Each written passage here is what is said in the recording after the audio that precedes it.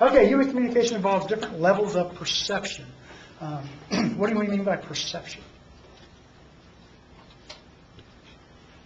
Aaron? Some things we perceive on the overt conscious level, like you're saying something and I'm perceiving that directly, but unconsciously maybe you yawn, look at the watch, etc.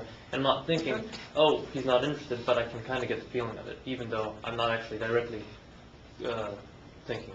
Okay. It's interesting you talk about listening to something, but maybe somewhere else you're getting other messages, right? Like, for example, you have 5 senses. Let's see, taste, touch, smell, sight, hearing. Did I get them all? Yeah. Can you possibly process all the information you get from all 5 senses all the time? Yeah, you got to deal with it somehow, right? So perception has to do with selection and attention to stimuli. Like, for example, how many of you right now are sitting there thinking about the pressure of your butts on those chairs?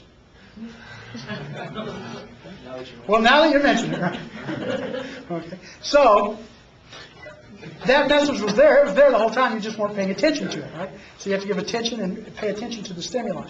So we select and choose what stimuli we're going to pay attention to, and you can't always assume that someone's paying attention to the same stimuli that you are. You know, if you and I meet on a street corner, we pass each other, and we stop to have a brief conversation on the street corner. And we happen to be standing right in front of a bakery. And the smell of fresh baked goods, fresh baked bread is wafting out into the air. And I haven't eaten in 2 days.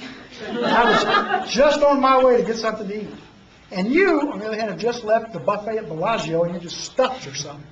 Are we going to perceive that smell of that baking bread the same way? No, right? Not at all. Because to you, you're going to be going, oh my goodness, I'm so full, I can't believe it's smelling food. And to me, I'm going to be going, I wish you'd shut up so I could go eat. And perceiving it very differently.